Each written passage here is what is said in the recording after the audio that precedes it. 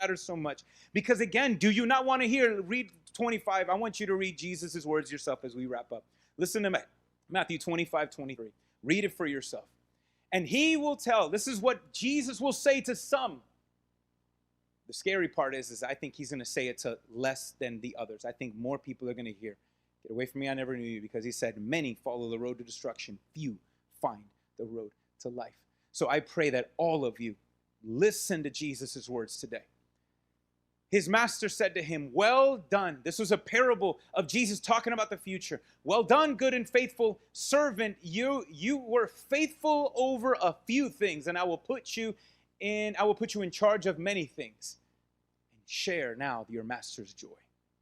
Who would love to hear those words? Can I be honest with you? That word, every time I used to read that, I want you to leave that up for a minute. I used to read that word, and it brought joy and then instant anxiety.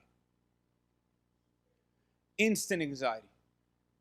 Because I wanted to hear those words so much. And he says, well, what made that person hear those words? Well, they were faithful with the few things. And so, Lord, I had so much anxiety, guys, over what is God's plan for my life? What is God's specific plan for my life? Because I want to do everything. I don't want to miss one thing, because I want to be faithful in the little. So he will tell me, well done, good and faithful. So this haunted me. This verse haunted me. Because of that, because I was constantly had this anxiety. I have to do this. I have to do this. What must I do? I need to know. I need to know because I want to be faithful, Lord. I love you and I meant well. But do you not hear already the lie? Do you already hear where I'm missing it? Not what must I do to be saved? What must I do to get a reward? It was all me. I want to do this. I want to do it all. I don't want to miss one thing. I want your perfect will. And then I reread that and like, oh, wait a minute. Wait a minute. You know what drew me to this verse? I did a word study. He will say, well done, good and pistos servant. That's how I came to this phrase. Same word, pistos. For you were pistos in the few things. And then I said, wait, in how many things? How many things, guys? Few. And now I had this, wait a minute, that means that person was considered good and faithful, and he only got a couple things right. He got more things wrong than right.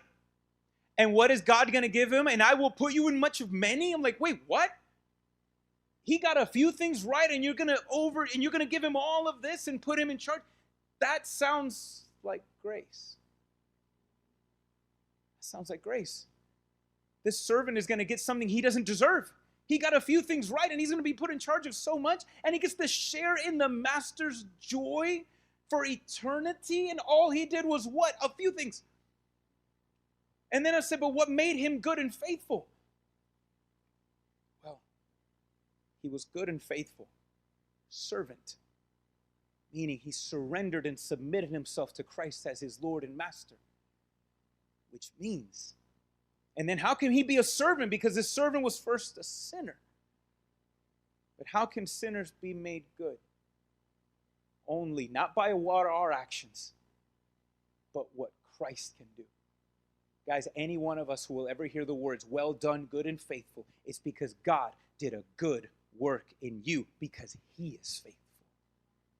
He is faithful. He is faithful. Anything that, for us to hear those words, it is not nothing we did. It is what he did to us.